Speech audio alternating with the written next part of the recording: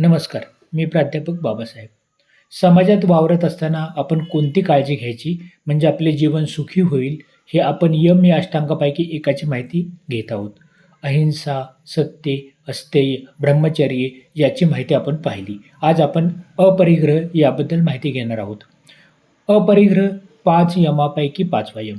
अपरिग्रह म्हणजे अनावश्यक गोष्टींचा संग्रह न करणे, गरजेइतकेच ठेवणे आणि भौतिक तसेच मानसिक स्तरावर साधेपणा स्वीकारणे. हा सिद्धांत भौतिक वस्तूपुरता मर्यादित नाही, तर मानसिक आसक्ती, मत्सर, लोभ आणि स्वार्थ यांनाही सोडून देण्याशी संबंधित आहे. अपरिग्रह म्हणजे अनावश्यक संपत्ती, वस्तू किंवा साधनांचा संग्रह न करणे, तसेच इच्छा, क्रोध, अभिमान आणि लोभ यांच्यापासून मुक्त होणे. समाजातील गरजूंना आपल्या गरजेपेक्षा जास्त असलेल्या गोष्टी दान करणे. अपरिग्रह समजण्यासाठी ही एक कहाणी ऐका.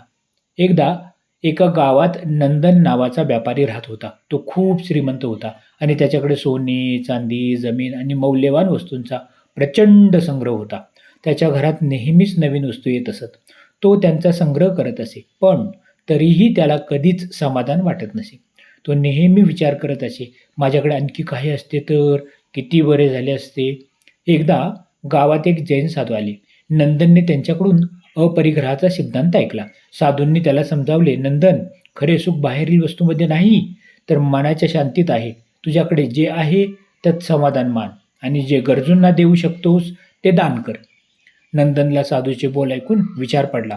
त्याने ठरवले की तो आपल्या संपत्तीचा काही भाग गरजूंना देईल. त्याने आपल्या गोदामातून अनावश्यक वस्तू, कपडे आणि धान्य गरजूंना वाटले. गावातील गरीब लोकांना त्याने अन्न, वस्त्र आणि आश्रय दिला. त्याने आपल्या घरातील फक्त गरजे इतक्याच वस्तू ठेवल्या आणि बाकी सर्व दान केले. काही दिवसांनी नंदनला एक आश्चर्यकारक बदल जाणवला. त्याचे मन आता इतके हलके आणि शांत झाले होते की त्याला आता संपत्तीच्या मागे धावण्याची गरज वाटत नव्हती. गावातील लोक त्याचा आदर करू लागले आणि त्याला खरे सुख मिळाले. त्याने साधूंना धन्यवाद दिले आणि अपरिग्रहाचा मार्ग स्वीकारला. अशा प्रकारे यम म्हणजे सामाजिक शिस्त, समाजात राहून समाजाबरोबर कसे वागावे याची शिकवण देतात. त्यामुळे समाजाबरोबर आपलेही कल्याण होते आणि आपण सुखी होतो. उद्यापासून नियम या अष्टांगाची आणि त्याच्या उपप्रकारांची माहिती क्रमाने घेणार आहोत. शौच, संतोष, तप, स्वाध्याय आणि ईश्वर प्रणिधान हे व्यक्तिगत नियम आपले जीवन कसे सुखकर करतात ते आपण पाहणार आहोत. त्यामुळे व्हिडिओ पाहत राहा. सुखी, निरोगी आणि आनंदी राहा. चॅनलला सबस्क्राईब करा. धन्यवाद.